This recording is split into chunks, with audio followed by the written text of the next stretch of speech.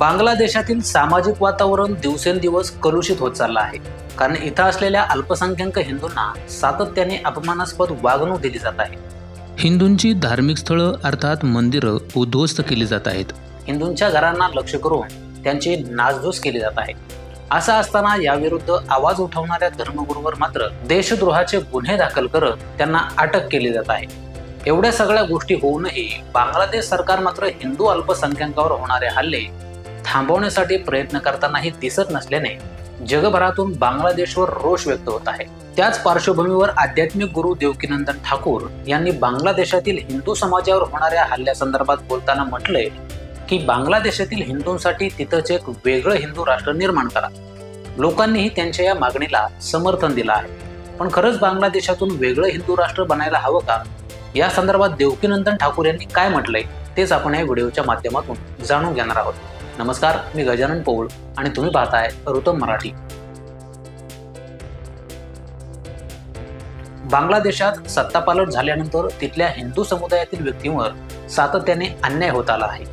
या अन्यायाविरुद्ध भारतासह जगभरातून निषेध व्यक्त होत असताना नोबेल पारितोषिक विजेते मोहम्मद युनूस सरकार मात्र हे हल्ले थांबवण्यासाठी कोणतेही प्रयत्न करताना दिसत नाही।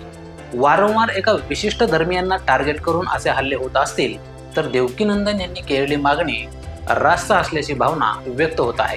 खरं तर भारतात जेव्हा मुस्लिमांनी वेगळं राष्ट्र मागितलं तेव्हा त्याचा आधार हाच होता की स्वातंत्र्यानंतर हिंदू बहुसंख्य होती आणि आमच्यावर अन्याय होईल, त्यामुळे भारत या हिंदू देशातून मुस्लिमांसाठी पाकिस्तान हे स्वतंत्र राष्ट्र निर्माण करण्यात आलं। खरं तर मोहम्मद अली जिना यांच्या मुस्लिम राष्ट्र वेगळं करण्याच्या मागणीमुळेच भारतापासून पाकिस्तान वेगळा झाला।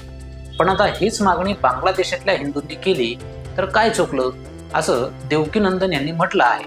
कारण तिथंही हिंदूवर अन्याय होत आहेत। असं असताना तिथल्या 1 कोटी हिंदूंनी कुठं जायचं? बांगलादेशातील सरकारला सनातन धर्माचं आणि अनुयायांचं संरक्षण करता येत नसेल तर त्यापेक्षा तिथं एक वेगळं हिंदू राष्ट्र निर्माण व्हावं अशी मागणी आता जोर धरू लागली। खरं तर बांगलादेशची निर्मिती करण्यात भारताचा खूप मोठा हातभार लागला, मात्र आता भारताचे हे उपकार बांगलादेश विसरला की काय असा प्रश्न पडतो।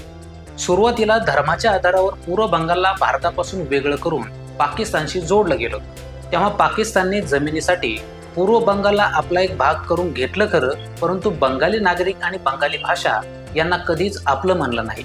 बंगाली मुस्लिम असोत किंवा बंगाली हिंदू असो, यांचा पाकिस्तानमध्ये नेहमी अपमानच होत असे, तर अनेकदा त्यांच्या रंगावरून देखील त्यांचा अपमान केला जात असे। पाकिस्तानकडून मिळणाऱ्या अशा अपमानास्पद वागणुकीला कंटाळून बांगलादेशचे नागरिक भारताच्या आश्रयाला आले।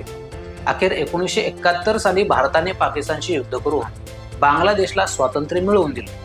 असं सगळं असताना आता बांगलादेशात हिंदूंना मिळणाऱ्या अपमानास्पद वागणुकीकडे पाहता बांगलादेशाला आपल्या मागच्या इतिहासाचा विसर पडला असल्याचं दिसून येत आहे। अगदी आताही बांगलादेशातील इस्कॉनचे चिन्मय प्रभू यांची केस लढवणाऱ्या वकिलावर कट्टरतावाद्यांनी जीवघेणा हल्ला केला।